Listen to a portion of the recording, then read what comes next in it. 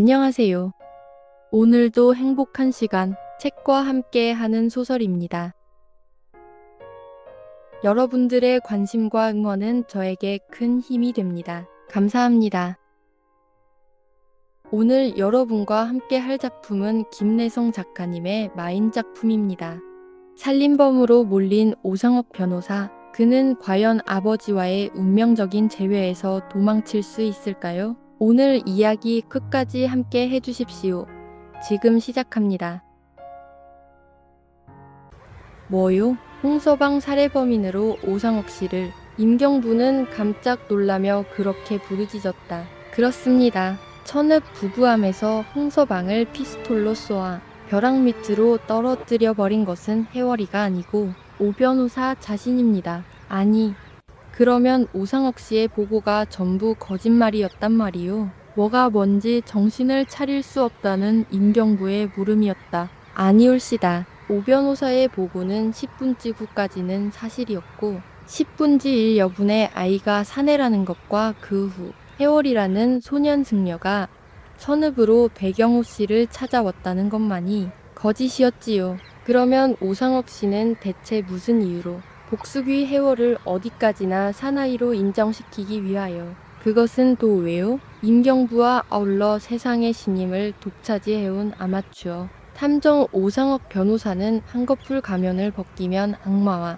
제자 살림귀 주은몽에게 영혼을 팔아먹은 악인입니다. 넷 하고 또 한 번 놀라는 임경부의 목소리와 거의 동시에 오상옥의 입으로부터 퍼붓는 듯한 폭소가 터져나왔다. 핫핫핫핫 그래 유불란 씨는 대체 어떠한 증거를 가졌기에 나를 가르쳐 악마의 제자라고? 잔소리 마라. 홍서방의 입으로부터 엄씨와 백씨의 비밀을 알고 난 너는 비밀이 다시 다른 데로 누설될까? 무서워서 홍서방을 부부암으로 끌고 나가서 영원히 그의 입을 봉해버렸다. 그러나 귀신이 아닌 너는 다음과 같은 사실을 꿈에도 몰랐을 것이다. 너와 홍서방이 2층에서 여분의 비밀을 이야기하고 있을 때 홍서방의 전처 딸 단연간 공마단에 따라 다녔던 벙어리 딸이 컴컴한 층층대에 쭈그리고 앉아서 자기 아버지 홍서방의 입으로부터 흘러나오는 기구한 이야기를 엿듣고 있었다는 사실을 너는 꿈에도 몰랐을 것이다. 그리고 그는 포켓에서 한 개의 원고지 조각을 꺼내어 테이블 위에 펼쳐놓았다. 자자. 이것이 어제 신의주에서 돌아오는 길에 천읍 홍서방의 집을 방문하여 얻은 증거품이다. 나와 그 벙어리 사이에 주고받은 필담의 일부분이니 내 눈으로 똑똑히 읽어보라. 거기에는 소학교 2, 3학년 정도의 글씨보다도 더 유치한 필적으로 다음과 같은 몇 줄이 씌어 있었다. 다행히 그 벙어리는 단연간 서커스에 따라 다니면서 가장 정확한 독순수를 배웠기 때문에 그때의 대화는 하나도 놓치지 않고 엿듣고 있었던 것이 너의 아군의 최후였다. 그때 바로 옆방 서재에서 요란한 전화 소리가 방 안을 울리었다. 임경부가 옆방으로 들어가서 전화를 받더니 다시 뛰어나오면서 유불란 씨 전화 받으시오 하였다. 아 그러면 하고 서재로 뛰어 들어가다가 다시 뒤를 돌아다 보며 야 아버지는 분명히 애미 나이 계집애란 말 나고 그랬어요. 애기 중이 찾아왔다는 말은 한마디도 안 했어요. 그런데 아버지는 왜 죽었는지 몰라요. 순사가 그러는데 무서운 중놈이 죽였대요. 얘 그 양복쟁이 오상옥을 가리침하고 둘이서 어디로 나갔다가 부부암에서 중놈한테 총에 맞아 죽었대요. 하고 오상옥을 경계하라는 의미의 말을 남겨놓고 안으로 들어가서 수화기를 들었다. 그것은 서장으로부터 온전한데 아까 유탐정이 열차 안에서 체포한 오첨지를 부하들이 아무리 취조를 해도 통함구불언이라는 말을 하면서 어떻게 하면 좋겠는지 유탐정의 의견을 듣고자 하는 전화였다. 그래 유탐정은 잠깐 생각하다가 그러면 그대로 내버려 두십시오 하고 전화를 끊었다. 그리고 다시 응접실로 들어오면서 자 그러면 오상옥 서로 가서 오래간만에 아버지를 만나보지. 넷 아버지? 새파랗게 핏기를 잃어버리는 오상옥의 얼굴. 뭘 그리 놀라는 거야? 저 심누런 이빨을 가진 오첨지 말이야.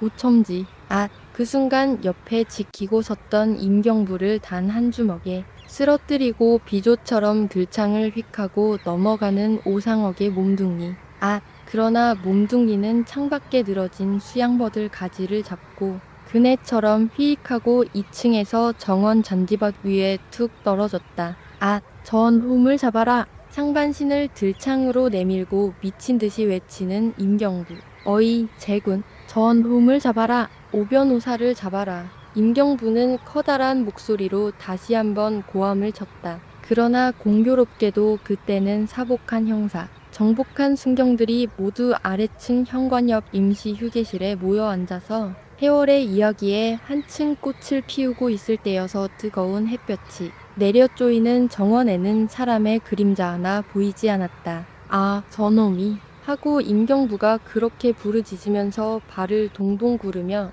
불이 나게 복도로 뛰어나갈 때는 오상옥은 벌써 현관 옆에 멎어있는 자동차를 향하여 질풍처럼 달려가서 운전대에 오르자마자 우욱하는 엔진 소리와 함께 정문 밖으로 휘익하고 빠져나가고 있었다. 뭣들을 하고 있느냐 말이야. 빨리 오 변호사를 따라라. 미친 듯이 날뛰는 임경부의 목소리가 아래층 현관에서 들려온다. 그 소리와 함께 박태일 부장을 선봉으로 하고 사복, 정복의 경찰들이 대경질색하여 정원으로 뛰어나왔다. 어찌 된 일입니까? 오 변호사가 무슨, 경찰관은 무슨 일이 생겼는지 전혀 꿈결 같다는 표정으로 각각 자동차와 오토바이에 분승하였다. 잔소리 말고 저놈을 따라라. 오 변호사를 잡아라. 박 부장과 함께 자동차에 올라탄 임경부의 병력 같은 호령 소리, 오토바이 2대와 자동차 한 대는 엔진 소리와 함께 엉덩이를 들썩거리면서 정문 밖으로 기어나간다. 그러나 그때는 벌써 오상옥의 자동차는 명수대 고개, 넓은 신장로로 한강 인도교를 향하여 황진을 날리면서 넘어가고 있을 때였다. 때는 무더운 여름날, 서편 하늘에 기울어진 뜨거운 햇볕이 무섭게 내려조이는 오후 5시경, 유불난 탐정은 홀로 2층에 남아서 마치 재미있는 서부 활극을 눈앞에 보듯 들창에 상반신을 의지하고 쫓고 쫓기는 자의 그 흥분한 광경을 물끄러미 바라볼 뿐이다. 그때 달인목까지 다다른 오상옥의 자동차는 바른편으로 급 커브를 하여 한강 다리 위를 그야말로 번개같이 달리고 있다. 그 뒤를 따르는 경찰대의 일행. 오상옥의 자동차가 인도교를 다 건넜을 즈음에야 경찰대는 비로소 다리 한복판까지 따라왔다. 이윽고 쫓기는 오상옥의 자동차도 보이지 않고 따르는 경찰들의 오토바이도 보이지 않는다. 유불나는 얼마 동안 그 고요한 방 안에 우두커니 서서 한강일대를 꿈꾸는 사람처럼 멍하니 내려다 보다가 후 하고 마침내 기나긴 한숨을 지었다. 오상옥이 만일 악인의 편이 아니고 선인을 위해서 활동을 한다면 그는 필시 만인이 우러러 볼만한 명탐정의 소질을 가졌건만 아까운 일이다. 그러나 그때 그는 무엇을 생각했는지 돌연 들창 옆을 떠나 옆방 서재로 뛰어들어갔다. 황급히 전화에 수화기를 들은 유불나는 광화문 원 하고 불렀다. 그것은 분명히 효자동 황세민 교장의 집 전화번호였다. 황 교장이십니까? 네, 황세민입니다. 누구십니까? 유불란이 올시다. 못 배운 동안 안녕하십니까? 예, 그저. 그런데 이렇게 전화를 건 것은 황 선생을 가장 놀라게 할 소식을 한 가지 전하려고. 아, 무슨 소식이요? 지금 황 선생 틈이 계십니까? 계시거든. 아틈이야 얼마든지 있지요만 대체 놀라운 소식이라니. 황 선생, 황 선생. 그러기에 처음부터 놀라시면 안 된다고 제가. 아니, 여분이가 자식을 낳았단 말이요? 누구요? 그 애가 대체 어디 있어? 계집애요? 사내요? 어서 이름을. 따님입니다. 딸. 그래, 그 애가 지금 어디 있어? 어디서 살고 있어? 자하문 밖에서 지금 행복된 가정을 이루고 있습니다. 제가 이제 곧 선생을 그리로 모시고 가겠습니다. 하고 그는 전화를 끊었다. 황세민 아니 백문호의 딸이 자하문 밖에서 행복된 살림을 하고 있다는 유탐정의 말은 대체 무엇을 의미하는가? 그것은 의외의 선언이었다. 한강 인도교를 넘어선 오상옥의 자동차는 무서운 속력으로 시내를 향하여 바람처럼 달리고 있었다. 그 오상옥의 자동차에서 약 300m가량 떨어진 경찰대 포대에 든 쥐다.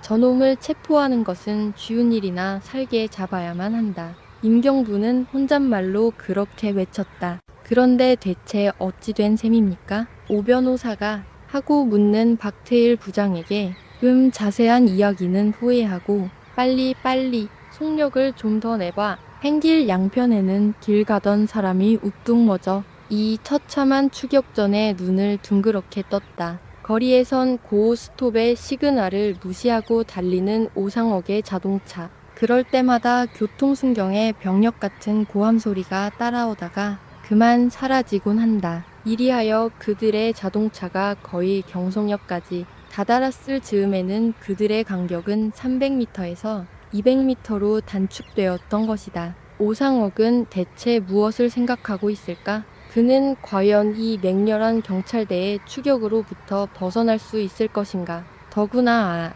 그때 오상옥으로서는 실로 불리한 광경이 하나 그의 눈앞에 나타났다. 그것은 오상옥의 자동차가 남대문을 지나 조선은행 쪽으로 향하여 달리고 있을 그때 오상옥과 임경부 사이에 무서운 추격전이 일어났다는 보고를 받은 서에서는 무장한 경찰대 수십 명을 황금정 내거리에 수비시켜 놓았던 것이다. 조선은행 앞까지 질주해온 오상옥의 자동차는 그만 하는 수 없이 거기서 멎어 버리고 말았다. 황금적 내거리에서부터 수십 명의 경찰대가 총부리를 나란히 하고 오상옥의 자동차를 향하여 밀물처럼 몰려온다. 왼편 부청 앞으로 빠지는 길목에도 경찰대의 숲을 임경부 일행의 오토바이와 자동차가 100m 뒤에 절박하였다. 함정에 빠진 짐승과도 같은 운명의 오상옥. 전후좌우로 밀물처럼 다가드는 총부리. 오상옥은 마침내 자동차에서 뛰어내렸다. 앞에도 경찰관, 뒤에도 경찰. 그것뿐인가? 장소가 극히 번화한 본정 입구라. 순식간에 모여든 군중의 아우성 소리. 저놈이 권총을 꺼내 들었다. 으아 하고 떠드는 군중의 부르짖음.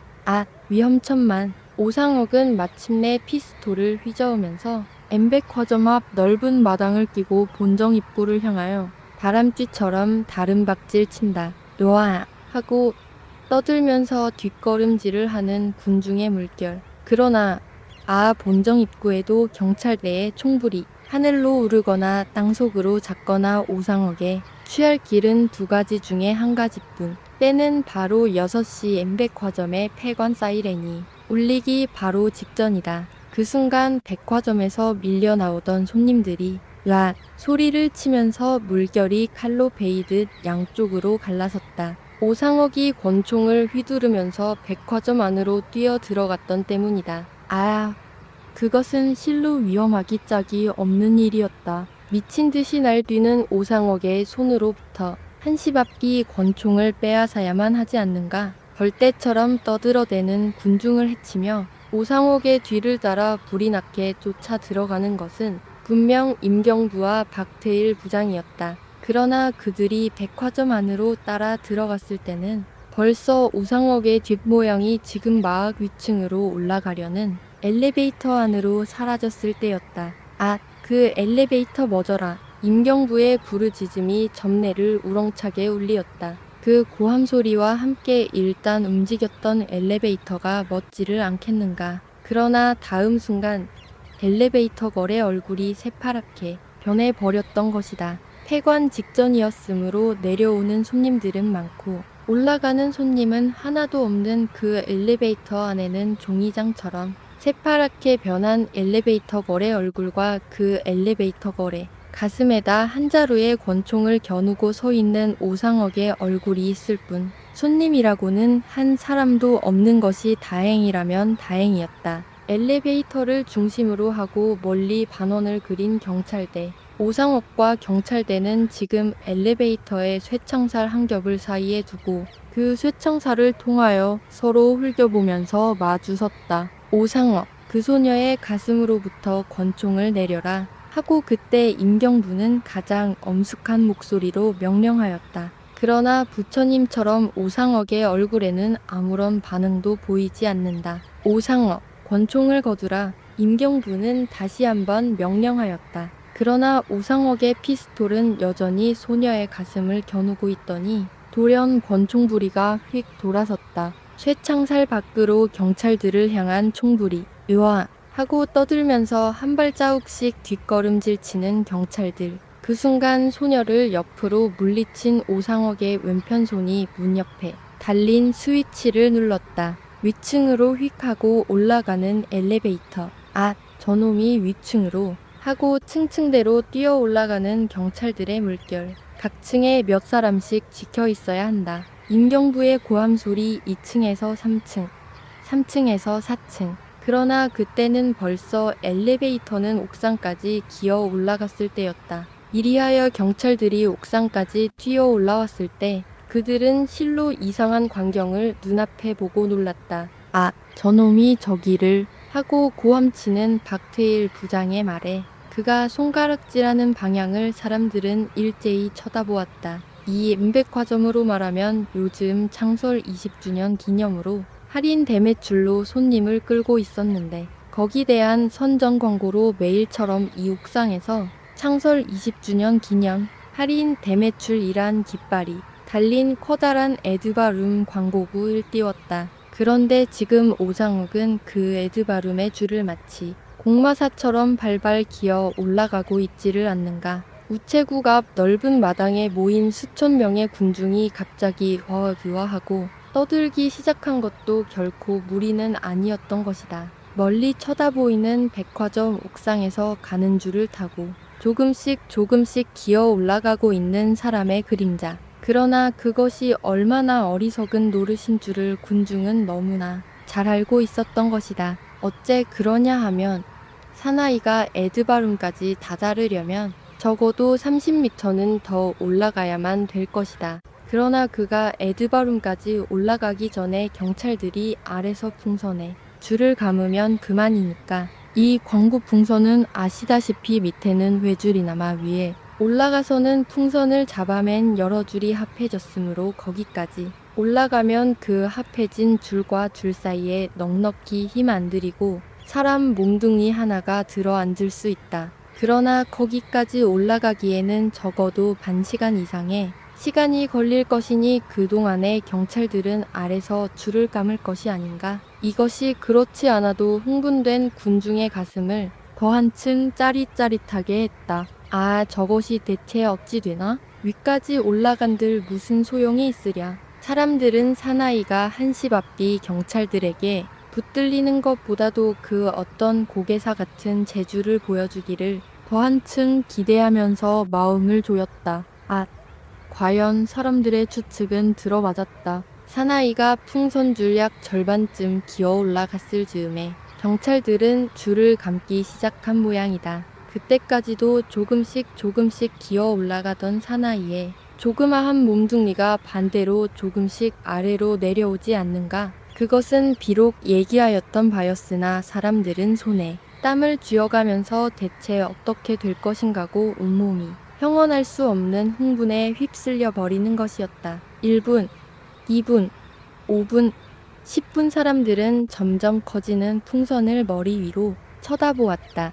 그리고 커지는 풍선과 정비례하여 사나이와 경찰들 사이는 점점 가까워진다. 그러나 그때 군중은 이상한 것을 보았다. 그때까지 조금이라도 올라가고자 애쓰던 사나이. 의 몸뚱이가 이번에는 꼼짝도 하지 않고 한 곳에 잠잠히 멎어 있지 않는가?